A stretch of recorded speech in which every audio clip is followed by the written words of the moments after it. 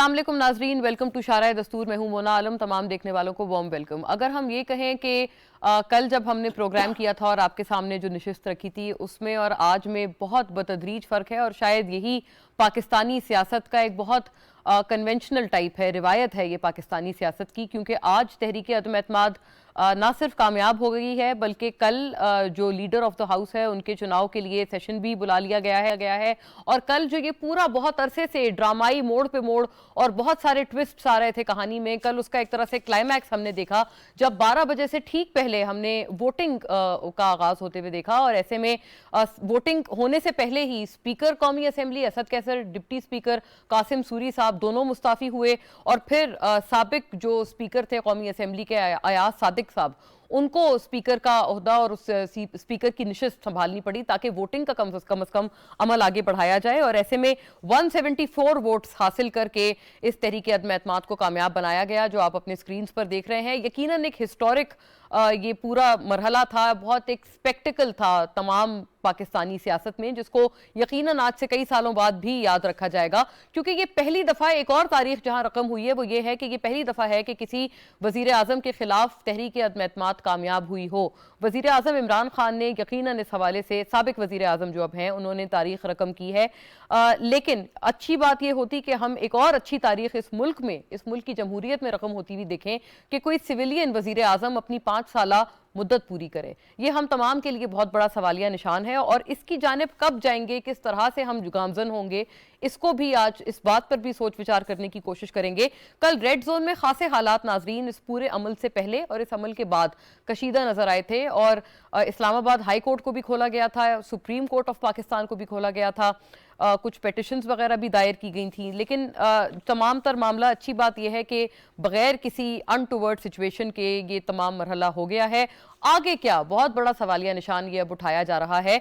और पिछले रेट्रोस्पेक्ट में भी बात करते हुए पीटीआई के अपने भी कुछ लोग ये कहते हैं कि बेहतर होता कि अगर 3 अप्रैल को ही इस मामले को खुश असलूबी से निपटा लिया जाता और वोटिंग का एहतमाम कर लिया जाता, बजाय इसके कि उस पूरे अदम एतमाद के मोशन को डिसमिस कर दिया जाता आलमी साजिश के इल्जाम पे, तो उससे बेहतर होता कि अगर 3 अप्रैल को ही स्टेप डाउन कर लिया जाता। इसमें ग्रेस का तकाजा क्या था, इसके ऊपर भी खासी बात हो रही है। लेकिन दूसरी बात नाजरीन जो आलमी साजिश की है, यकीनन इस पूरे फैक्टर को हम लोग निगलेक्ट नहीं कर सकते या इसको बिल्कुल हम लोग सेट असाइड नहीं कर सकते, क्योंकि अगर इस किस्म की कोई चीज हुई है तो वो सिर्फ एक हुकूमत या एक वजीर आजम के खिलाफ नहीं, वो तो कल को किसी की भी हुकूमत के खिलाफ हो सकती है, किसी भी वजीर आजम के खिलाफ हो सकती है। ऐसी बात भी नहीं कि इसका जिक्र हमने या इसकी गूंज हमने पहली दफा मुल्क की तारीख में सुनी है। इससे पहले शहीद जुल्फिकार अली भुट्टो भी ये वाली बात और इस तरह का तस्करा कर चुके हैं। उन्होंने भी एक खत लहराया था। साबिक जो वजीर आजम थे नवाज शरीफ साहब, उन्होंने भी पैनमा के पूरे स्कैंडल को एक बैनुल अक़वामी साजिश कहकर ही मुखातिब किया था। तो अगर इस तरह के फिनोमिनन हैं तो क्या वाकईतन हमारे सियासतदानों में इतनी एटलीस्ट इतनी हारमनी है कि इस तरह के मुश्तरका मसले पर बैठ जाएं और इसके ऊपर बातचीत करें, और क्या इसके ऊपर हकीकतन कोई बातचीत हो पाएगी या नहीं हो पाएगी? ऐसे में नाजरीन जो जॉइंट अपोजिशन है उनके तो वाज़े तौर पर कैंडिडेट जनाब शहबाज शरीफ हैं और कल उन्होंने भरपूर अंदाज में तकरीर भी की। उन्होंने ये भी कहा कि किसी इंतकामी कार्रवाई का निशाना नहीं बनाया जाएगा उनकी तरफ से और आने वाली हुकूमत की तरफ से। बावजूद इसके कि जो अपोजिशन थी उन्होंने काफ़ी दफ़ा इंतकामी कार्रवाइयों का और नैब वगैरह के मामलों का अक्सर सामना किया, और ये बात भी उतनी दुरुस्त है कि उन तमाम से कुछ कॉन्क्रीट किसी तरह की कोई रिकवरी पैसों वगैरह की नहीं हो पाई। ऐसे में मामलात अब मजीद आगे कैसे बढ़ेंगे, क्या मसालिहत हो सकती है, पीटीआई की क्या इसमें स्ट्रैटेजी रहेगी? क्योंकि आज हम लोग दो बातें सुन रहे हैं। एक तरफ तो शाह महमूद कुरैशी साहब भी नामजद कर दिए गए हैं पीटीआई की तरफ से, उनके प्राइम मिनिस्टर कैंडिडेट, और दूसरी तरफ जमात से ये भी बात आ रही है कि इस्तीफे दिए जा सकते हैं, मुश्तरका इस्तीफे वगैरह भी सामने आ सकते हैं जो कि पीटीआई देंगे। क्या इस तरह की अगर कोई चीज़ होती है, एक नया आईनी बहरान उससे यकीनन आ जाएगा, लेकिन ऑब्वियसली कौमी असेंबली और तमाम तर कार्रवाइयों को एक धचका पहुंचेगा। तमाम मामले पर बात करेंगे। रेट्रोस्पेक्टिवली क्या होना चाहिए था, ग्रेस का तकाजा क्या था, आइडियली स्पीकिंग इस तहरीक अदम एतमाद के मामले को किस तरह से आगे बढ़ना चाहिए था, और एक जो हम ओवरऑल एक फिजा बनती हुई देख रहे हैं वो भी कोई पहली दफा नजर नहीं आ रही, क्योंकि हम इससे पहले भी यही देखते आए हैं कि कोई एक जो माहौल बनता है या एक तरफ की जो हवा चलती है वो बड़ी कंसिस्टेंट सी नजर आती है। 5 जजेस ने जैसे इस दफा फैसला दिया और इस पूरे नो कॉन्फिडेंस मोशन को उन्होंने इसको रद्द करने के पूरे फैसले को, स्पीकर के फैसले को सेट असाइड किया, उसी तरह से हमने देखा था कि यही सुप्रीम कोर्ट थी जिन्होंने नवाज शरीफ साहब को नाअहल किया था। और उसके बाद 2018 के इलेक्शन से पहले काफ़ी सज़ाएं हमने उनकी पूरी पार्टी की तरफ से होती हुई देखी थी। बहुत सारे केसेस का फौरी फैसला आते हुए देखा था। तो कुछ हवाओं की भी बात करेंगे। पूरे डिस्कशन पे मुझे जो मोअज़्ज़ज़ मेहमान ज्वाइन कर रहे हैं फौरी करती हूँ और थोड़ा सा बात को कल्मिनेट करने की कोशिश करेंगे। मेरे साथ मौजूद हैं जनाब आफ्ताब जहांगीर, पाकिस्तान तहरीक इंसाफ को रिप्रेजेंट करते हुए मेंबर कौमी असेंबली, पार्लिमानी सेक्रेटरी भी आप हैं। और थैंक यू आफ्ताब साहब, गोया ये कि कैबिनेट तो बाकायदा तौर पर अब डिसॉल्व हो चुकी है और इसका नोटिफिकेशन भी बाकायदा हो चुका है और स्ट्रैटेजी क्या है ये भी जानेंगे आफ्ताब साहब से। जनाब आजिज़ धामरा नाजरीन मुझे पाकिस्तान पीपल्स पार्टी से ज्वाइन कर रहे हैं। स्टॉलवर्ट हैं आप अपनी जमात के और अपनी जमात का मौक़िफ़ हमारे साथ रखेंगे। बहुत शुक्रिया आपका जनाब आजिज़ धामरा। और निहाल हाशमी मुझे शॉर्टली ज्वाइन करेंगे नाजरीन, PMLN की नुमाइंदगी करते हुए बजरिया स्काइप। जनाब ख्वाजा इजहारुल हसन हमारे साथ मौजूद हैं, MQM की नुमाइंदगी करते हुए बजरिया स्काइप। और MQM वो जमात है नाजरीन जिन्होंने आखिरी जब ये मराहिल थे इस नो कॉन्फिडेंस वोट के, तो उन्होंने ये फैसला किया था कि वो जॉइंट अपोजिशन के साथ जाएंगे। कल हमें अपोजिशन बेंचेस पर भरपूर अंदाज में MQM नजर भी आई। इसमें यह बात भी याद रहे नाजरीन कि मुनहरिफ अरकान की जरूरत फिलहाल अपोजिशन को या जॉइंट अपोजिशन को नहीं पड़ी क्योंकि उनके नंबर्स उसके बगैर ही पूरे हो गए थे। तो क्या ये जो 63(1)(a) के हवाले से सुप्रीम कोर्ट PTI गए हुए थे, उस फैसले का फिर ऐसे में क्या बनेगा, इसके ऊपर भी थोड़ी सी बात करने की कोशिश करेंगे। बात का आगाज अगर मैं आफ्ताब जहांगीर साहब आपसे करूं, आप फरमाइएगा अब आप किस तरह से देखते हैं और कल जो तमाम मामला हुआ, क्या आपने एक्सपेक्ट किया था कि इसी तरह से होना है या फिर आपके लिए कुछ अनएक्सपेक्टेड है? जी बिस्मिल्लाहिर्रहमानिर्रहीम। बहुत शुक्रिया मुन्ना कि आपने अपने प्रोग्राम में मुझे मौका दिया। Pleasure sir. और आपके पैनलिस्ट को मेरा सलाम। देखिए बात ये है कि कल जो हुआ वो मैं ये समझता हूँ कि अगर हम देखें जमहूरी अमल को अगर और जमहूरियत को मजबूत करना है तो जो फ़ैसले पार्लिमान के अंदर होने चाहिए उसका एक तरह से कल ड्रॉप सीन हुआ और पार्लिमान के अंदर ही फ़ैसला हुआ। बड़े ग्रेसफुली स्पीकर साहब ने जो है जिस तरह आए और बात की और अपना रिज़ाइन दिया और तसद्दुक़ साहब को जो है वो स्पीकर की सीट पे बिठाया, फिर वोटिंग हुई। लेकिन मैं ये समझता हूँ कि ये एक अजीब व गरीब एक फ़ैसला है, एक अजीब व गरीब कुछ सीनरीज़ आपने देखी, कल भी देखी और उससे पहले भी, कि किस तरह इतवार के दिन सुप्रीम कोर्ट खुला, कल किस तरह रात को 11 बजे 11:30 बजे इस्लामाबाद हाई कोर्ट के दरवाजे खुल गए, फुल बेंच सुप्रीम कोर्ट का भी आके बैठ गया। मुझे ये सब चीज़ें देखकर बड़ी हैरानगी हुई। ऐसी क्या वजूहात हैं कि दूसरे मामलात के अंदर जहाँ पर इतने हज़ारों की तादाद में, लाखों की तादाद में पेंडिंग केस हैं, उसकी तरफ कोई तवज्जो नहीं है। एक तरफ कहते हैं हमने फ़ैसला महफूज कर लिया है, हमने फ़र्द जुर्म आयद करनी है, लेकिन वो कहते हैं कि जी मैं नहीं आ सकता, तो अच्छा जी ठीक है, फिर आप 11 तारीख को आ जाइएगा, 12 तारीख को आ जाइएगा। मतलब एक तरफ फ़ैसलों का अंदाज़ किसी और तरह से और एक तरफ फ़ैसला किसी और तरीके से दिया जा रहा है। क्योंकि अब फ़ैसला आ चुका है, अब मुझे बोलने का हक़ भी हासिल है। जो 3 तारीख को जो डिप्टी स्पीकर कासिम सूरी साहब ने रूलिंग दी, उस रूलिंग को जिस चीज़ की बुनियाद पर दी गई, आर्टिकल 5 को जिस तरह इस्तेमाल किया गया कि जी ये एक साजिश है, और उस साजिश के ऊपर सुप्रीम कोर्ट के अंदर सो मोटो दिया गया, जबकि अभी तक तो कोई पहुंचा भी नहीं था। सो मोटो सुप्रीम कोर्ट ने लेकर इतवार के दिन इजलास अपनी कोर्ट बुला लिया और उसके बाद जो है जो 4-5 दिन जो उस पर बहस हुई, लेकिन उस पूरे बहस के दौरान कहीं लेकिन आफ्ताब साहब उन्होंने जो खुद नोटिस लिया था वो आलमी साजिश का नहीं लिया था, उन्होंने जो स्पीकर ने सेट असाइड किया है, मैं यही कह रहा हूँ कि वही हाँ मैं यही कह रहा हूँ कि उन्होंने इस रूलिंग के ऊपर नोटिस लिया जी, ठीक है ना। लेकिन ये रूलिंग के बारे में भी बड़ा ही वाज़ेह कानून मौजूद है। आपको पता है रज़ा रब्बानी साहब ने 2018 के अंदर भी कहा और बाहर हर जगह पर ये बात हुई कि स्पीकर की रूलिंग को जो है कोई भी किसी जगह भी चैलेंज नहीं कर सकता 69 के तहत। लेकिन ये कि सुप्रीम कोर्ट ने उसको तो लिया, लेकिन जो वजह बताई जिस दिन वो फैसला सुनाया गया आर्टिकल 5 के तहत था वो, तो क्या सुप्रीम कोर्ट को ये तो चाहिए था ना कि कहते कि जी हम उसको भी देखना चाहते हैं, उसके ऊपर भी बहस करना चाहते हैं, उसके ऊपर कि वाकई कोई साजिश हुई है कि नहीं हुई है। लेकिन उसको बिल्कुल एक तरफ रख कर है और एक फैसला सुना दिया है, ये सुप्रीम कोर्ट का फैसला था। और जिस तरह उन्होंने डिक्टेट किया, मैं तो ये डर रहा था कहीं ऐसा ना हो कि कल रात को चीफ जस्टिस ऑफ पाकिस्तान जो है वो कहें कि नहीं कल जो है मैं खुद आके प्रिजाइड करूंगा कौमी असम्बली को और मैं बैठूंगा स्पीकर की सीट पर। क्योंकि जिस तरह की उन्होंने रूलिंग दी कि जी आपने खोलना है, आपने ये एजेंडा भी तय करके दिया तो मैं इसके लिए मैं हैरान हूँ, क्योंकि पाकिस्तानी कौम भी हैरान है कि ऐसी क्या वजूहत थी कि सुप्रीम कोर्ट जो है इस तरह का फैसला दे रही है, जबकि लेकिन यही आफ्ताब साहब बात है कि जब यही सुप्रीम कोर्ट फैसला देते थे एक वजीर आजम को नाअहल करने का नवाज शरीफ साहब के हवाले से, तब उस वक्त आप लोगों ने बहुत खुशियां मनाई थी, मिठाइयां खाई थी। देखिए ऐसा मैंने तो 1977 में भी खुशियां मनाई थी, उस वक्त भी यही सूरत हाल थी, समझे ना। तो मैं तो ये सियासी वर्कर हूँ, मैं बहुत से मौके मुझे मिले जहाँ मैंने खुशियाँ मनाई, लेकिन मैं ये समझता हूँ कि मैंने उस वक्त जो खुशियाँ मनाई थी वो गलत मनाई थी। अच्छा, हाँ, इसलिए 2017 में 2017 नहीं 1977 की अच्छा, बात 1977 में आपने गलत खुशी मनाई। हाँ, वो गलत, मैंने जो मीठा जर्दा खाया था ना वो गलत खाया था, क्योंकि वो बिल्कुल सिनेरियो जो है ना आज मैं देख रहा हूँ, उस वक्त भी 9 सितारे थे, समझे ना, और यही सब कुछ हो रहा था जो आज हो रहा है। लेकिन मैं इस सब चीज़ों से हटकर कि क्या ये 2 दिन बाद भी हो सकता था, 3 दिन बाद, अगर हम पार्लियामेंट को चलने देते, पार्लियामेंट को मजबूत करते, तो आपका आप सिर्फ इतना एक और जुमला फरमाते हैं, आपका क्या ख्याल है कि 3 अप्रैल को हो जानी चाहिए थी काउंटिंग, या ये कानूनी चाराजोई में जाना जरूरी था, जो कि 5 जजेस ने कहा है कि अनकॉन्स्टिट्यूशनल फैसला था देखें स्पीकर का। मैं वो तो 5 जजेस ने कहा है, लेकिन मैं ये समझता हूँ कि हम ये समझते थे कि हमें जो है, हमने जो तरीक़ेकार इख्तियार किया है वो सही है। अगर आर्टिकल 5 ना होता है, अगर हमें ये पता ना चलता कि ये साजिश है, तो फिर नॉर्मली होना चाहिए था, बिल्कुल होना चाहिए था, इसमें कोई दो राय नहीं थी।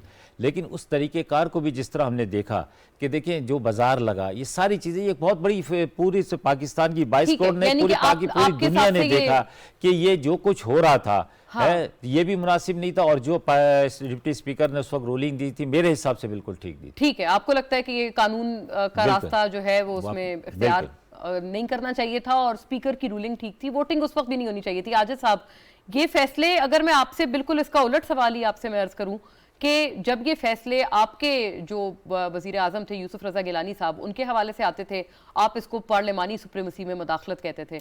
आज जब ये इनके हवाले से, पीटीआई के हवाले से आया है, तो आप इसको मुख्तलिफ अंदाज से, मुख्तलिफ एंगल से क्यों देख रहे हैं? क्योंकि रजा रबानी साहब का वो जो 2018 का क्लिप है वो हम सब ने देखा है, जब वो पार्लिमानी बालादस्ती की वर्सेस सुप्रीम कोर्ट जुडिशल बालादस्ती, दोनों को वो मिलाकर कह रहे हैं कि ये कभी एक नहीं हो सकते।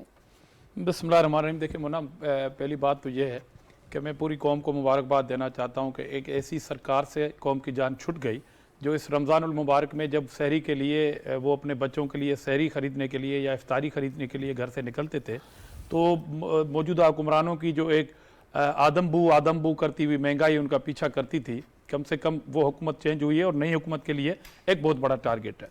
अब जहाँ तक आफ्ताब भाई ने कहा, बिल्कुल ये पीटीआई के ऐसे मेरे दोस्त हैं जो चीज़ों को देखते भी हैं और अच्छी गुफ्तगू भी करते हैं। अदालती फैसलों के जितने भी फैसले आए हैं हमारे लिए, वो पीपल्स पार्टी ही वाहिद पार्टी है जो हम ज़्यादा इन चीज़ों को फेस भी करते रहे हैं और फिर मनोन उनको हम कबूल भी करते रहे हैं। और सिंध हुकूमत जो है या सूबाई हुकूमत जो है, वहाँ पर आप एक 16 ग्रेड के किसी अफसर को अब बदली कर दें, अगले दिन वो वहाँ से फिर अदालत से वो अपनी ट्रांसफ़र कैंसिल करा के आके वो सामने मिनिस्टर के खड़ा हो जाता था कि जी जनाब वापस आ गया। ये सारी सूरत हाल बाकी पाकिस्तान में नहीं है। तो इस तरह के फैसले यहाँ पे मौजूद हैं। बदकिस्मती से पीटीआई ऐसी हुकूमत बनी या ऐसी पार्टी है जो कहती है कि सुप्रीम कोर्ट भी मैं खुद हूँ, जो कहती है कि पार्लियामेंट भी मैं खुद हूँ, और जो हुकूमत भी है मैं फ़र्द वाहिद एक की बात करता हूँ, बाकी इन दोस्तों से शायद मशवरे भी नहीं होते होंगे।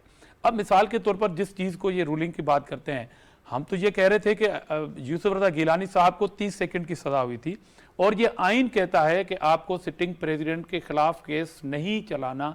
उन्होंने ख़त नहीं लिखा, ख़त न लिखने की सज़ा में उनको सज़ा हुई।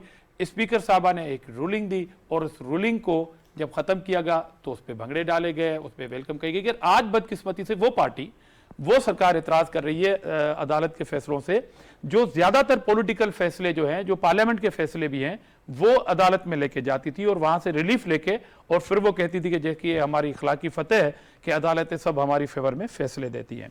नंबर एक बात कि एक डिप्टी स्पीकर को ये इख्तियार हासिल हो गया कि वो पूरे पाकिस्तान के कम से कम जो इनके मुनहरफ भी थे उनमें 200 अराकीन को गद्दार डिक्लेयर करके, और वो वोट ऑफ कॉन्फिडेंस जो है वो छोटी बात है, गद्दारी का इल्जाम और फतवा जारी करना बहुत बड़ी बात है।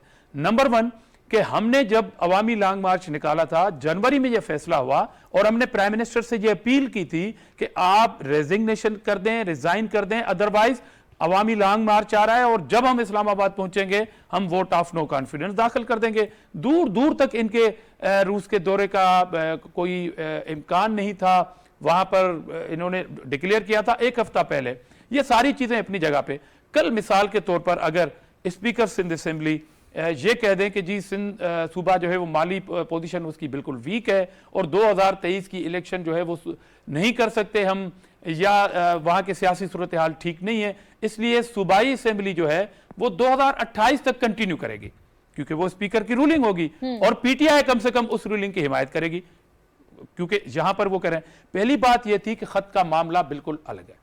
अब मैं आता हूं इस बात पे, अगर खत ठीक था, अगर डिप्टी स्पीकर साहब को यह फील हुआ कि मिनिस्टर साहब, लॉ मिनिस्टर साहब की एक पॉइंट ऑफ ऑर्डर पे उसका इतना माइंड बन गया कि उन्होंने अपोजिशन को गद्दार डिक्लेयर कर दिया, उस पर डेस्क बजाए गए और उन्होंने वोट ऑफ नो कॉन्फिडेंस की मूव को रिजेक्ट कर दिया। अब आते हैं इस बात पे कि जब वो रिजेक्ट हुई तो प्राइम मिनिस्टर अपनी पुरानी पोजीशन पे बहाल हो गए। अच्छा, प्राइम मिनिस्टर जब बहाल हुए तो उन्होंने पहला काम क्या किया? उन्होंने अपनी ही हुकूमत को गिरा दिया, काबीना को खत्म कर दिया और तो यही तो आप लोग चाहते थे वैसे। आज एक इंपॉर्टेंट बात जो इंपॉर्टेंट बात मुना आपके प्रोग्राम में कर रहा हूं। अच्छा, सारी हुकूमत खत्म हो गई। अच्छा, ये कह रहे थे कि वो जो खत था, अमेरिका की जो साजिश है पाकिस्तान के खिलाफ, वो इमरान खान के खिलाफ है कि उसकी हुकूमत नहीं रहने देनी। अच्छा, जब डिप्टी स्पीकर ने आपको यह मौका फराहम किया प्राइम मिनिस्टर साहब को कि अपोजिशन का वोट ऑफ नो कॉन्फिडेंस खत्म हुआ, जैसे ही वो खत्म हुआ 1 घंटे के अंदर अंदर आपने असेंबलियां खत्म कर दी। उस 1 घंटे के अंदर आपने अमेरिका की उस साजिश को खुद कामयाब कर दिया। अदरवाइज होना क्या था? होना यह था कि आप उस 1 घंटे का फायदा उठाते हुए नहीं, मैं कहना क्या चाह रहा हूं, कहना क्या चाह रहा हूं, उस 1 घंटे के अंदर आप फौरी तौर पर पहला इकदाम आपका होना चाहिए था कि एक जुडिशियल इंक्वायरी कमेटी बना देते, हाजिर सर्विस जज के बना देते कि जी इस पॉइंट पे मेरे डिप्टी स्पीकर ने अपोजिशन की इस रेजोल्यूशन को रद्द किया है, अब मैं जुडिशियल इंक्वायरी बना देता हूं और आपकी हुकूमत चलती रहती, आप अमेरिका की साजिश को नाकाम कर देते। अमेरिका की साजिश को कामयाब किसने किया? आपने खुद। नहीं, सो मोटो बाद में लिया है, उसके बाद में लिया है। आपका ये एक्शन हो चुका था, हुकूमत खत्म हो चुकी थी और 5 दिन हेयरिंग चलिए। अगर आप इसको इस सेंस में देखें कि वो उन्होंने ये फैसला किया कि चले अवाम में चले जाते हैं। मैं आपके चैनल पे ये एक सवाल कहना चाहता हूं, पाकिस्तानी अवाम के सामने, पीटीआई के हमदर्दों के सामने, आफ्ताब भाई के सामने, कि जब वोटिंग का वो अमल खत्म हुआ, रूलिंग आ गई, असेंबली खत्म हो गई, आपका पहला काम अमेरिका की साजिश को स्टैंप लगाना क्यों था?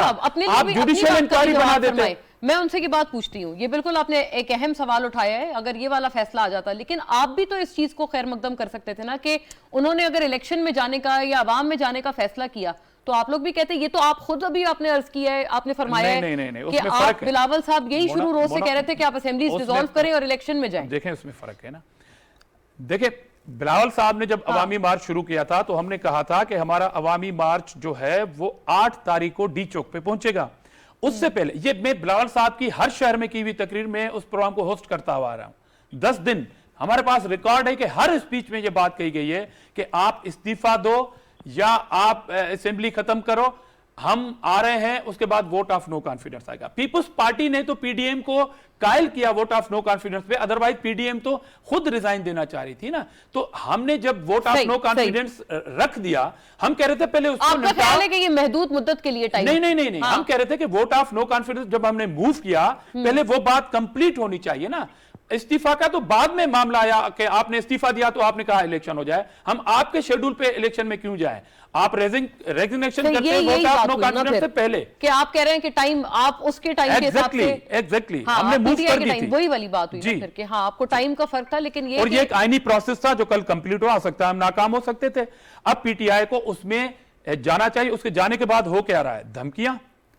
अब ये साजिश आप ये बताएं कि आपने कौम के लिए, इस मुल्क के लिए किया क्या? प्रोग्रेस तो निल है, प्रोग्रेस निल है। डॉलर कहां पहुंचा हुआ है, महंगाई कहां पहुंची हुई है? आपने साहब आप अभी चोर चोर कह रहे थे, आप पहले भी चोर चोर कह रहे थे। आपके पास 3.5 साल थे, एहतसाब का आपने शहजाद अकबर बिठाया हुआ था, कितने चोरों को सजाएं दी आपने? ठीक है, वो ये जो दिल्ली अदालत ने थी ना जो उसका जैसे अरे भाई, इतवार वाले नैब ने दिन क्या किया? इतवार वाले दिन जैसे नैब ने कोर्ट क्या लगा ना किया? तो लगा लेते आपने सर, अदालतों का काम है ना वहाँ पे। अच्छा, और दूसरा ये कि सजा वाली बात चलो तो चलो, अलग है। ये तो अमेरिका की साजिश लेकिन थी। रिलीफ के बारे में तो बात करना चाहिए ना अब हमें। मोना आखिरी बात, ये तो थी अमेरिकी साजिश इमरान खान को गिराना। ख्वाजा साहब की वो तरफ जा रहे पंजाब हैं। को गिराने वाली कौन से मुल्क की साजिश थी? उसको किसने गिराया? उस सूबे को आज भी आपने चीफ मिनिस्टर से महरूम किया हुआ है। ठीक है, वो क्या है? ख्वाजा साहब आपकी तरफ ये बताइएगा, ये अमरीकी साजिश वाला एंगल और ये वाली बात तो अपनी जगह, ऑल्दो ये कि जुल्फिकार अली भुट्टो साहब भी इस तरह की बात कर चुके हैं और बड़ा ये फर्क था। पहले प्राइम मिनिस्टर नहीं है जिन्होंने आलमी साजिश का अंदिया दिया है किसी भी अपने आउस्टर के हवाले से। लेकिन आप ये फरमाइएगा कि आपके तो बहुत सख्त इख्तलाफात थे MQM के साथ। मुझे बड़ा क्लियर याद पड़ता है, आप और राजा साहब एक प्रोग्राम में थे और आप लोगों ने खासा इस हवाले से बहस व मुबाहिसा किया था। आपने जब चीफ मिनिस्टर सिंध के खिलाफ FIR बाकायदा दर्ज करवाई थी। ये फरमाइएगा आप किस तरह से ये रिकंसिलिएशन हुई है और आप क्या एक्सपेक्ट करते हैं अपने वोटर्स को? आप क्या फिर उम्मीद दिलाना चाहेंगे कि उनको ऐसा क्या मिलेगा इस नए नेक्सस या इस नए कोएलिशन के बाद जो उनको पहले नहीं मिला? बहुत शुक्रिया। सबसे पहली चीज तो मैं ये तमाम मेहमानों को सलाम अर्ज करके गुजारिश करता चलूँ और दोहराता जाऊँ कि हमारा PTI के साथ एक मशरूत 13 नुकाती एग्रीमेंट था। हम PTI में जम नहीं हुए थे, बल्कि PTI की विफाकी हुकूमत के एक अहम तरीन इत्तेहादी थे। और ये भी मैं रिकॉर्ड पर लाना चाहता हूँ कि हम सबसे आखिरी इत्तेहादी थे जिन्होंने PTI का साथ छोड़ा। मैं ये भी रिकॉर्ड पर लाना चाहता हूँ कि प्राइम मिनिस्टर साहब इमरान खान साहब 2 रात पहले तक हमने उन्हें मैसेज किया था। हर असद उमर साहब आए थे, परवेज खट्टर साहब थे, गवर्नर साहब थे, और हम हर मीटिंग में ये कहते रहे कि देखिए जी हम आखिर वक्त तक आपके साथ खड़े हैं, आप अपनी जमात के अंदर इस्तेकाम रखें, और अगर आपकी जमात अदम इस्तेकाम का शिकार हो जाती है और आपके 17 लोग इस वक्त टूट चुके हैं, बलूचिस्तान में बाप पार्टी आपसे अलग हो गई है, चौधरी बरादरान आपसे अलग हो गए हैं, 4 आजाद उम्मीदवार आपसे अलग हो गए, तो हमारे मुआहिदों की तकमील आप कैसे मुमकिन करेंगे? आप तो सड़कों पर आएंगे, मज़ाहमत करेंगे या तसादुम करेंगे, जो कि MQM का न मकसद था न हुकूमत में आने का कोई इसका इस पॉलिसी में कोई इरादा था। अगर आपकी हुकूमत भी नहीं रहती तो फिर जाहिर है आपकी सियासत आप जिम्मेदार हैं, हम अपनी सियासत के जिम्मेदार हैं। और मोना, हम आखिर वक्त में आप सबको पता होगा कि PMLQ जब वापस चली गई, हमारे पास से उठ के चौधरी बरादरान गए दोपहर में 3 बजे और जाकर उन्होंने कहा कि जिम प्राइम मिनिस्टर साहब के पास जा रहे हैं और जैसे ही कोई बात होगी हम आपको बताएंगे। एक और इम्पोर्टेंट बात ये थी कि प्राइम मिनिस्टर साहब हमारे पास हैदराबाद आए पहले हफ्ते में, और 29 तारीख तक हमारी मुलाकातें हुई। हमें तो किसी मुलाकात में कोई साजिश, कोई खर्च, कोई बात नहीं। मैं उन तमाम मीटिंगों में हिस्सा रहा हूँ, आप गवाह हैं, हर मीटिंग का मैं हिस्सा रहा हूँ। किसी मीटिंग के अंदर भी एक दफा भी अपने इत्तेहादियों को ये नहीं बताया कि भाई कोई साजिश भी हो। अच्छा, आपसे ये बात नहीं बताई गई, कोई आपसे इस तरह की चीज डिस्कस नहीं हुई कि कोई साजिश हो रही है और आप उससे कोसों दूर रहे? हैदराबाद में प्राइम मिनिस्टर साहब के आने से लेकर 27 मार्च गवर्नर सिंध पार्लियामेंट लॉज आए थे, उस वक्त तक हमें किसी ने कोई बात नहीं, हमें तो टीवी पे सुना कि कोई साजिश हो रही है।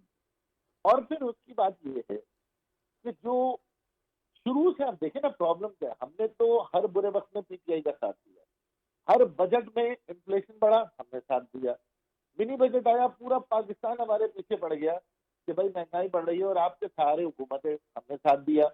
पूरा पाकिस्तान हमें कह रहा है कि आपकी 14 सीटें थी। सही। ख्वाजा साहब सिर्फ इतनी इजाजत दीजिएगा, मैं इंट्रोड्यूस करा दूं, निहाल हाशमी साहब भी अब हमें ज्वाइन कर रहे हैं बजरिया स्काइप, PMLN की नुमाइंदगी करते हुए हमारे साथ मौजूद हैं। अब वेलकम ऑन बोर्ड निहाल साहब, मैं आपकी तरफ शॉर्टली आती हूँ। ख्वाजा साहब अपना ये जो एक नुक्ता नजर है वो मुकम्मल कर लें, मैं फिर आपका रुख करती हूँ। ख्वाजा साहब, साथ में एक और बात कंपाउंड करके हमें बता दें कि आपने अभी तक तो जो मैंने बात आपकी इंटरप्रेट की है, आप ये फरमा रहे हैं कि ये दरअसल आप इसलिए गए हैं क्योंकि ज्यादातर लोग ऑपोजिशन की तरफ जा चुके थे, मुनहरिफ अरकान, BAP और काफ लीग का भी उस वक्त इंक्लिनेशन लग रहा था कि वो जाएंगे, तो इस वजह से आप गए हैं, इसके अलावा दीगर और कोई वजह नहीं थी आपके पास?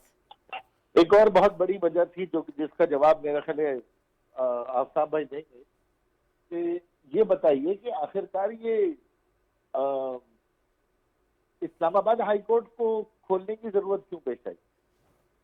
हम तो बार बार आपसे कह रहे थे ना कि हम किसी तरह भी तसादुम की तरफ नहीं जाएंगे, और अगर तसादुम इस तरह हो गया है कि तासुर हो रहा है कि पाकिस्तान के रियासती इदारों में, जिसमें अदलिया भी है और हमारी अस्करी कुव्वतें भी हैं, और हम हर जगह पे सबको चैलेंज करते फिर रहे हैं, तो भाई ये काम एमकेएम से नहीं होगा ना। एमकेएम का कोई इसमें कोई मुआहदा था आपके साथ? और आखिरी में ये बात कहूँ, देखिए पीएमएलएन, पीपल्स पार्टी और खुद कराची के हमारे वोटर्स हमसे कहते रहे कि भाई आपकी तो 14 सीटें थी नहीं, आप उन्हीं के साथ इत्तेहादी बन गए। सही। हमने तो मुश्किल तरीन वक्त में पीटीआई का साथ दिया है, और अगर अलहदा हुए हैं तो बताकर हुए हैं, मुत्तला करके हुए हैं, दलील पे हुए हैं। तसादुम के खदशे से हुए हैं असल में आप अलहदा, ये बात जो आपने इशारतन की है, ये मैं आफ्ताब साहब से पूछती हूँ, लेकिन आप कह रहे हैं कि तसादुम के खदशे से हुए हैं, असल ये वजह थी। भाई आपके साथ मुआहदा था ना हुकूमत का, अब ना हुकूमत रही। अब देखें, आप तो इस्लामाबाद डी चौक पे लड़ेंगे, आप पेशावर भरेंगे, आप क्वेटा जाएंगे।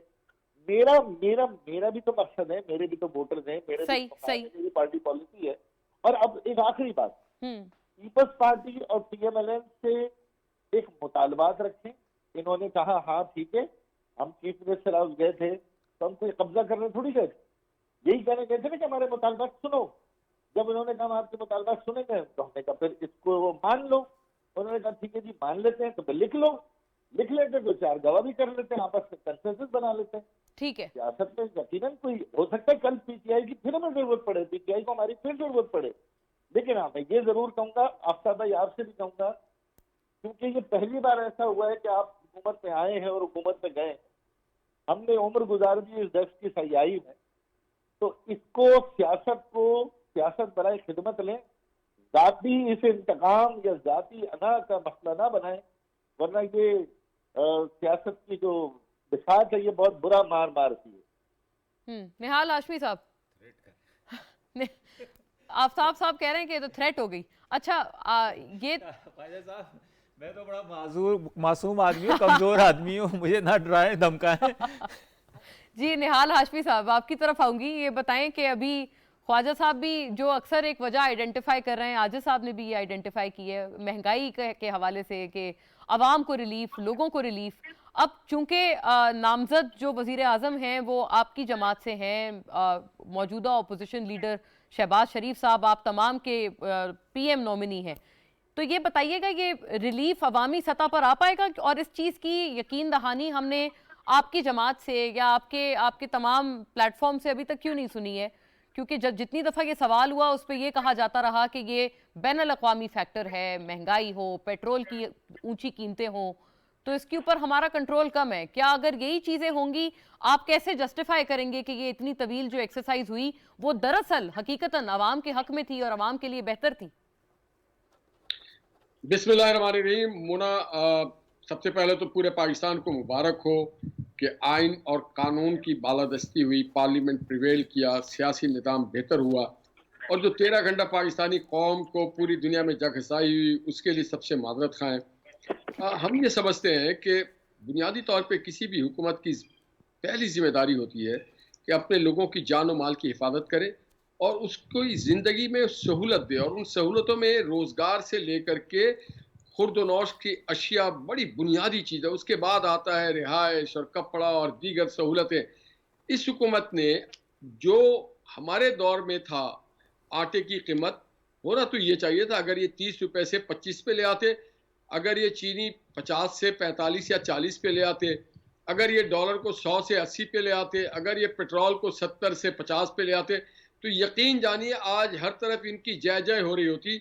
आज ये हो रहा होता कि जनाब हमें ज़िंदगी हमारी सुकून से है, मगर इन्होंने ऐसा कुछ नहीं किया। इन्होंने हमारे लिए भी मसाइल खड़े कर दिए। मगर एक बात मैं आपको बताता चलूँ कि जो हमारी हुकूमत है वो जानती है कि आवाम की खिदमत ही करना हमारा मकसद है, और वो उसका ट्रैक रिकॉर्ड है। शहबाज साहब का एक ट्रैक रिकॉर्ड है कि वही शहबाज शरीफ हैं जिन्होंने 2 रुपये के रोटी देते रहे, जो खुद निगरानी करते रहे, जो पंजाब के इंफ्रास्ट्रक्चर को डेवलप करते रहे, जो पंजाब में अंधेरे से उजाले के सफ़र में बेशुमार बिजली घर तामीर कराते रहे, इंफ्रास्ट्रक्चर डेवलप करते रहे। ये शहबाज शरीफ हैं। जिन्होंने फार्म टू मेन रोड तक के, फार्म टू मार्केट तक के रोड और सड़कें बनाते रहे, हॉस्पिटल्स बनाते रहे, यूनिवर्सिटीज बनाते रहे, बड़े मार्केट बेहतर करते रहे। तो मैं आपको रेस्ट एश्योर करूं कि हमारे दौर में अगर ये आटा छोड़ रहे हैं 70 में, तो हम 71 नहीं होने देंगे।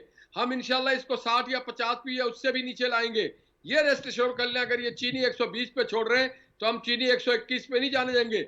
अगर ये छोड़ रहे हैं डॉलर को 190 पे, तो यकीन जाने कि हम डॉलर को नीचे लेके आएंगे। और हमने निहाल 200 साहब, ये आउटगोइंग प्राइम मिनिस्टर ने जो बजट तक है वो पेट्रोल की कीमतों को कांस्टेंट रखा था। 50-50 रुपए की इजाफी समरी ओगरा भेजती रही तो वो उसको रद्द करते रहे, और 150 पर पेट्रोल उन्होंने कहा था कि इसके आगे नहीं बढ़ेगा बजट से पहले।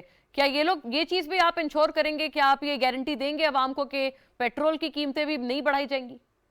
यकीनन आप देखा होगा कि जब कल ये सुप्रीम कोर्ट का फैसला आया तो उसके बाद स्टॉक मार्केट कितनी तेजी से बेहतर हुई और डॉलर जो ऊपर जा रहा था वो नीचे की तरफ आने लगा। ये सारी चीज डॉलर से साथ नथी हुई है। इन्होंने इंपोर्ट खत्म कर दिया था, इन्होंने हमारे कारखाने बंद कर दिए थे, हमारे प्रोडक्शन बंद कर दिया था। उसके वजह से ना इंडस्ट्रियल ग्रोथ हुई, ना एग्रीकल्चर ग्रोथ हुई। आपको पता है कि यूरिया खाद किस भाव पे ऊपर चली गई थी। तो अगर हम चीजों को कंट्रोल और प्लानिंग, और एक बात और आपको बता दूं, मेरी अल्लाह से दुआ है इसहाक डार साहब आए और आकर के वो वजारत का मनसब संभाले। इसहाक डार साहब के पास वो चाबी है, इसहाक डार मईशत की कुंजी है। अगर वो आएंगे तो आप ये देख लीजिएगा कि महीना 2 महीने के अंदर इसहाक डार साहब ने माजी में भी जो महंगाई थी उसका खात्मा किया था। इसहाक डार साहब के दौर में मईशत बेहतरी की तरफ जाती है, मार्केट को इस्तेहकाम। अच्छा निहाल साहब, फिर तो ये भी सवाल बनता है कि अभी तक इसहाक डार साहब फिर क्यों नहीं आए थे? क्योंकि उनको तो कोर्ट्स भी बुला रही थी और उनको यहाँ पर हुकूमत भी बुला रही थी, और वाकईतन अगर उनकी कॉन्स्टिट्यूएंसी पाकिस्तान में है तो वो भी उनको दरकार थी, वो भी उनको बुला रही थी। उन्हें आपको पता होगा कि मियां नवाज शरीफ भी जेल गए, शहबाज शरीफ भी जेल गए, एहसन इकबाल भी जेल गए, शाहिद खाकान भी, एक एक आदमी हमारी पार्टी का जेल में रहा। इत्तेफाक से शहबाज उस जमाने में इसहाक डार साहब मुझसे बाहर थे, और मैं आपको बताऊं उन्होंने अच्छा किया नहीं आकर के, क्योंकि ये जो इंसानों के साथ नारवा सलूक करते रहे, जेलों में इंतकाम की सियासत करते रहे, किसी राना सनाउल्लाह पे मंशियात की इल्जामात लगा रहे, ख्वाजा साद पे किसी और के इल्जाम लगा रहे, मिफ्ता इस्माइल को किसी और चीज में बुक कर रहे हैं।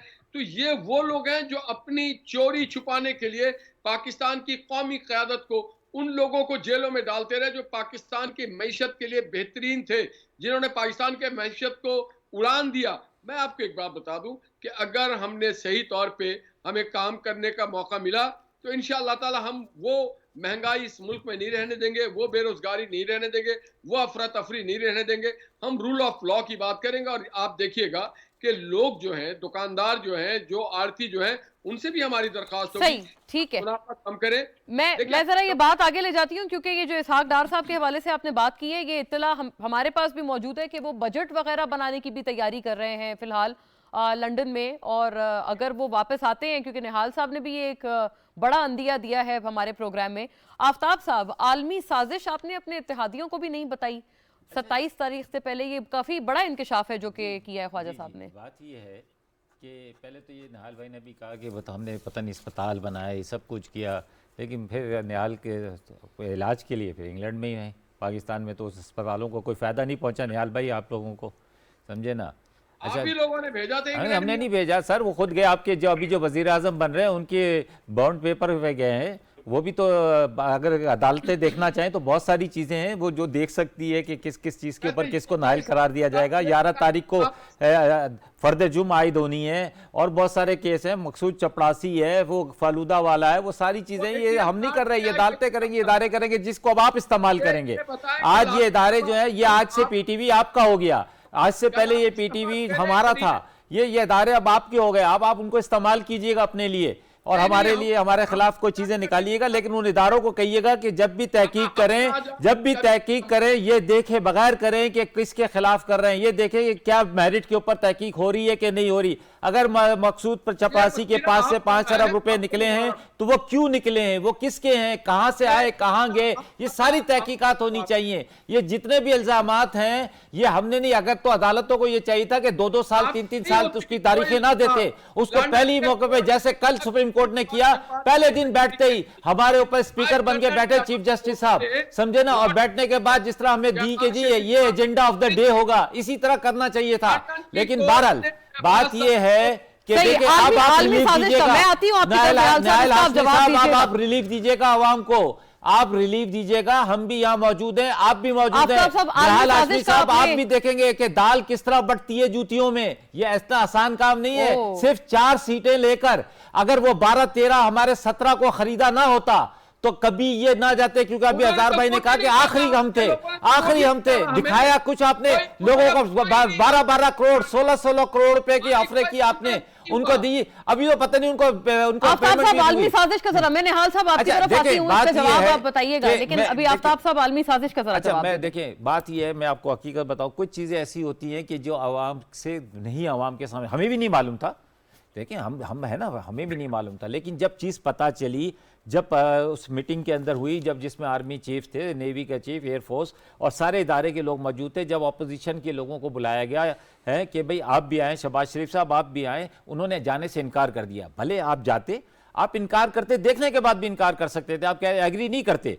लेकिन कम से कम जाते, जो अभी लोगों के दिलों में बहाम है कि भाई आप क्यों नहीं किए जब आपको बुलाया गया। लेकिन ये कि जब आपने कोर्ट को भी ये चाहिए था कि एक साजिश, बिल्कुल ये हो सकता है ख्वाजा साहब को नहीं पता हो, एक चीज है कुछ नहीं पता होगी, आपको भी तो बतानी चाहिए थी ना सर, आपको भी तो चाहिए था, आप अपने इत्तेहादियों को एतमाद में लेते कि इतनी बड़ी साजिश हो रही है, आप दूर रहे उससे बिल्कुल। सर हमें नहीं बताई ना, लेकिन कैबिनेट की मीटिंग में यकीनन इनके जो बैठे होंगे 2 मिनिस्टर्स, उनके इल्म में तो आई होगी ना बात, है उनके भी तो आई होगी ना कहीं ना कहीं। वो कह रहे नहीं आई, अच्छा नहीं आई ना, लेकिन जब आ गई ख्वाजा साहब, जब आपके पास आ गई तो फिर आपका भी हक बनता था एज ए बहैसियत पाकिस्तानी, आप कहते कि कहीं ऐसे गलती में हम कि ऐसी साजिश का हिस्सा तो नहीं बनने जा रहे, कि सुप्रीम कोर्ट को भी चाहिए कि इसके ऊपर है हम सबको भी बुलाकर और इसके ऊपर जो है बाकायदा एक इंक्वायरी की जाए और इसका दूध का दूध और पानी पानी किया जाए, तब जाकर हम इन सब चीजों के आगे लेके चलेंगे। ख्वाजा साहब आप जवाब देते हैं, फिर मैं आजिज साहब की तरफ और निहाल साहब की तरफ आती हूँ। आप सही कह रहे हैं, हमारे पास आई थी तो हमें ये बात, अच्छा देखिए अब आई ये बात जबानी, हमारी पोजीशन देखिए कितनी ऑकवर्ड है कि आपका स्पीकर रिजाइन करने से पहले कहता है कि मैंने तो देखा ही नहीं, और आपका स्पीकर उस लेटर को वजह बना के आर्टिकल 5(1) कोड भी कर देता है। तो जिस स्पीकर ने वो लेटर देखा नहीं, वहीं की रूलिंग आर्टिकल 5(1) दे रहा है और वो कह रहा है कि मैंने देखा नहीं, और वो इस्तीफा देकर चला जाता है। आप इत्तेहादियों को कह रहे हैं वो सुनी सुनाई के ऊपर कब्जे के पीछे भागने के। अच्छा सीधी सीधी बात कर लेते हैं ख्वाजा साहब, आपको क्या लग रहा है कि ये सिर्फ महज एक इल्जाम है और ये नो कॉन्फिडेंस वोट को भटकाने की कोशिश थी, या उसके पीछे अवाम का जो एक वोट है या सिंपैथी है वो लेने की कोशिश थी आलमी साजिश कह के? आपका क्या ख्याल है? देखिए मोना, मैं बिल्कुल इसको प्राइम मिनिस्टर इमरान खान साहब ने जो बयान दिया था, मैं इसको बिल्कुल तो रद्द नहीं करूंगा, लेकिन देखिए हुकूमत में हम रहे, हमें मालूम है कि हुकूमत कैसे चलाई जाती है। अगर ऐसी कोई साजिश थी तो आर्टिकल 5(1) के तहत कोई कमीशन बनता, कोई तहकीकाती इदारा कैबिनेट को रिपोर्ट पेश करता, उसमें कुछ लोगों के नाम होते, वो कोई एक सबूत एविडेंस फैक्ट होता, फिर वो आप ऐवान में लेकर आते। आप जमानी कलामी सिर्फ एक खत पे, मुबैना खत पे, मुझे नहीं पता उसमें क्या लिखा है, आप आर्टिकल 5 की तशरीह नहीं कर सकते। आप स्पीकर हैं, आप रूलिंग दे सकते हैं with in the parliament business. आप आइन की तशरीह करना आपका इख्तियार नहीं है। मैं एक वकालत का तालिब इल्म हूं छोटा सा, लेकिन ये स्पीकर साहब का गैर आइनी काम था जो हर हाल में अदालत से रद्द होना था, ये चैलेंज होना ही होना था। तो वो असेंबली के अंदर रूलिंग दें। तो जब आपके पास खत नहीं, जब आपके इन्वेस्टिगेशन नहीं, किसी इदारे को आपने सौंपा नहीं।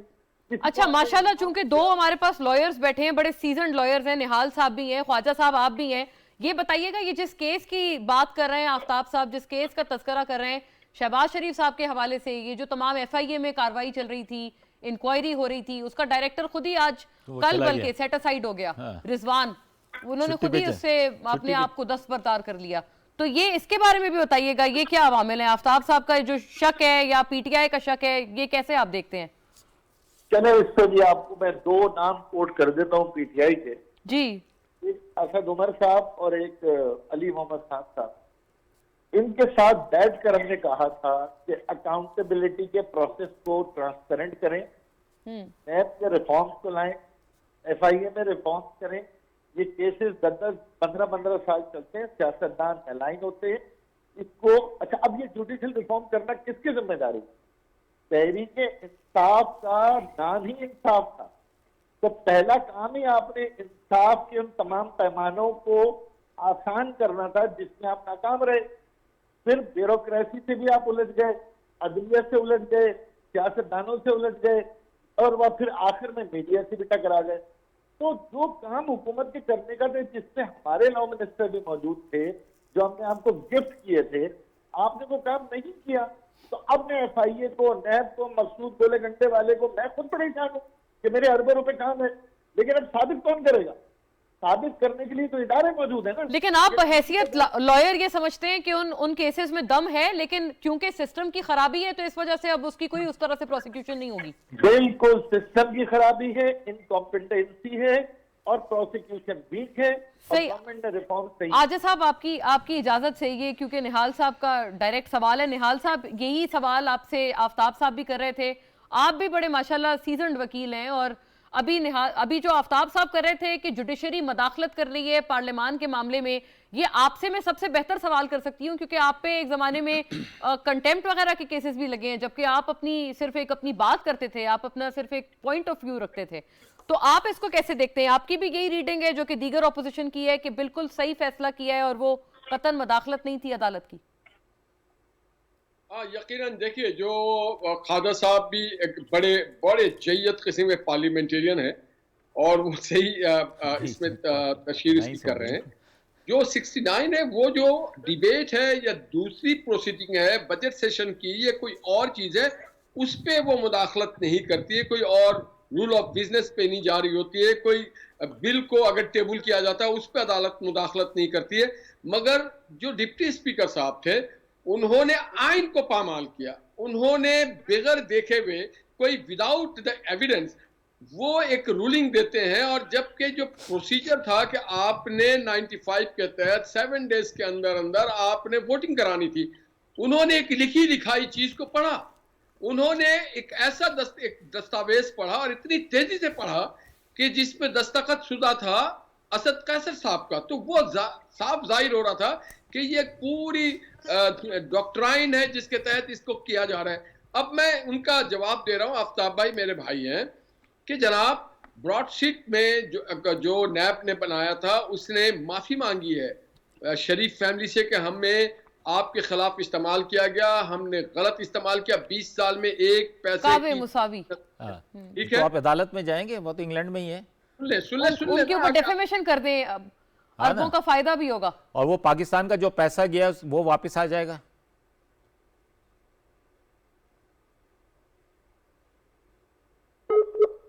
ओके, निहाल साहब को मैंने रिकनेक्ट करना है, उनका सिग्नल फ्रीज हुआ है। आजिज साहब, ये आप बताइएगा कि क्या ये जो बागे इसके अलावा मामलात हैं, MQM के साथ आपने कैसे सुलह सफाई की है, क्योंकि आपके काफी ज्यादा उनके साथ मैं इस बात पे आ रहा हूँ, ये तो पॉलिटिकल साइड है हमारी, मगर जो अभी ख्वाजा साहब ने भी बात की ना, जो तहरीक इंसाफ, जो इंसाफ दिलाना आई थी पाकिस्तान को, 2 पार्टियों के बीच में एक नई पार्टी आई थी। आपको याद होगा कि चलो जुडिशरी तो कह रहे थे कि इतनी बड़ी डेटें देती है और ये करती है वो करती है। एक इदारा है FIA, एक इदारा था नैब चेयरमैन की एक वीडियो आई थी, और आपको मालूम है कि नैब चेयरमैन ने एक स्टेटमेंट दी थी कि मैं इस हुकूमत को, वो 4 वोटों पे खड़ी है, अगर मैं कार्रवाई करना शुरू कर दूंगा कि ये हुकूमत गिर जाएगी। ये आप भी की मीडिया ने ये बयान छापा था, नंबर 1। दूसरी बात, बशीर मेमन का नाम भी आपको याद होगा, वो साबिक DG FIA थे। उनकी वो कोई ऐसा अफसर जो सिर्फ 2 माह पहले अपने टेन्योर के रेजिग्नेशन देके घर चला जाएगा, उसको उसने रिजाइन दी, उसके बाद उसकी तनख्वाहें बंद की गई जो उसने अदालत से रिलीफ लिया। उसके बाद उन्होंने क्या स्टेटमेंट दी थी प्राइम मिनिस्टर साहब की ऑफिस के बारे में? आप अदालत में गए, उसको लटका देते, उल्टा लटका देते, जैसे आपने उनकी पेंशन बंद की हुई थी, तनख्वाहें बंद की हुई थी। उसके बाद मोहसिन बेग के खिलाफ FIR दर्ज होती है लाहौर के अंदर, और 1 घंटे के अंदर अंदर जो अहलकार हैं उनको वर्दी पहनाने नहीं दी जाती, और मोहसिन बेग के साथ क्या हालत होती है। ये तो कोई जजेस का मामला नहीं था ना, ये तो फेडरल एजेंसी थी जो आपके वजारत दाखिला के अंडर में थी। ये आपका इंसाफ था, जहां पर तकड़ा इंसाफ दिला दिया आपने। आपके वजीर का मामला था। मनी लॉन्ड्रिंग का केस नहीं बनता। शहबाज शरीफ साहब को सिर्फ इम्प्लीकेट करने के लिए इन्होंने जाली किस्म के एफआईआर किए। नैब ने जाली तरीके से उनको इम्प्लीकेट करने की कोशिश की। पाकिस्तान की अदालतों ने भी शहबाज शरीफ को इसी बुनियाद पे जमानत दी कि उनके खिलाफ कोई एविडेंस नहीं है। बरी कर देते ना, जमानत क्यों दी? नहीं है निहाल भाई, ये जमानत क्या होती है? निहाल भाई कर देते। निहाल भाई एक मिनट मेरी बात। कोशिश थी निहाल भाई जी निहाल साहब, ये आजिज साहब कोई बात कर रहे थे, मुकम्मल कर ले, मैं आपकी तरफ आती हूँ। निहाल भाई मैं काम की बात कर रहा हूँ, मैं काम की बात कर रहा हूँ। एक तो मैं एफआईए वाली बात कर रहा था ना। अच्छा, दूसरी बात यह है कि स्पीकर साहब ने कल जब रिजाइन दिया, निहाल साहब जी, निहाल भाई एक मिनट, में कोई चलान नहीं हो सका। निहाल भाई एक मिनट, आप दोनों में से एक ही बात कर रहे हैं। निहाल जी आजिज साहब, आजिज आपकी साहब आवाज नहीं जा रही सिर्फ इल्जाम जी, निहाल आजिज भाई- साहब, निहाल साहब अपनी निहाल भाई, मुकम्मल कर लें। आजिज साहब बात, अच्छा फिर मैं आती दूसरी हूँ आपकी बात, तरफ। वक्त बिल्कुल स्पीकर ने, एंड में अच्छा स्पीकर ने किस तरह ट्रीट किया है? आइन आपको क्या कहता है कि जब आपके पास आ जाए अपना अपोजिशन की जानिब से 14 दिन के अंदर इजलास कॉल करना था, रिक्यूजेशन कितने दिन के बाद उन्होंने किया, और 7 दिन के अंदर उनको वोटिंग करानी थी। कल स्पीकर साहब वो खत कह रहे हैं कि अभी अभी मेरे पास प्राइम मिनिस्टर ऑफिस से ये खत पहुंचा है और इसलिए जो है वो प्राइम मिनिस्टर साहब ठीक कह रहे हैं, मैं रिजाइन दे रहा हूं। मतलब स्पीकर साहब कह रहे हैं कि आज अभी मुझे ये खत मिला है प्राइम मिनिस्टर हाउस से, और वो लीडर ऑफ अपोजिशन को कह रहे हैं कि आप अगर देखना चाहें तो देख लें। डिप्टी स्पीकर साहब ने उनकी साइन से पड़ा हुआ एक कागज जो है इस पॉइंट के खत और साजिश के बयान बना के इजलास खत्म कर देता है। और अगली बात आफ्ताब भाई, मेरे ख्याल में आप रिजाइन नहीं देंगे, और मैं आपको पॉलिटिकल कारकुन के तौर पर मशवरा देता है, आए इस हुकूमत की अपोजिशन करें, सख्त और तकड़ी अपोजिशन करें। आपने जुडिशल इंक्वायरी क्यों नहीं करवाई? प्राइम मिनिस्टर साहब कि रिजाइन दे रहे हैं या क्या स्ट्रेटजी है? आखिरी जुमला। ऐसे नहीं है, लेकिन पार्टी के फैसलों के पाबंद हैं। अच्छा, मैं सिर्फ एक आखिरी बात आपसे पूछना चाह रहा हूँ कि अब तो हुकूमत आपकी बन रही है ना, तो ये जितनी साजिश हुई थी इसकी तहकीकात कराएंगे आप? मैं इस टीवी चैनल से बतौर सियासी कारकुन, क्योंकि अभी हुकूमत बनी नहीं है और हमारे लीडरशिप से कोई मेरी मीटिंग नहीं हुई है, ये हर पाकिस्तानी का मुतालबा है। खुद अपोजिशन क़यादत का कि ये झूठ है तो झूठ सामने आ जाए, अगर इसमें कोई बात होगी तो सारी पाकिस्तानी कौम एक प्लेटफॉर्म पे होगी जिसमें आप भी होंगे, हम भी होंगे। चले नाजरीन, प्लेटफॉर्म एक है लेकिन ट्रेन के डब्बे अलग अलग हैं। वाइंड अप करेंगे। तमाम का बहुत शुक्रिया। आफ्ताब जहांगीर, राजेश जामरा साहब, जनाब निहाल हाशमी, जनाब ख्वाजा इजहारुल हसन हमारे साथ थे। Thank you for watching. Allah Hafiz.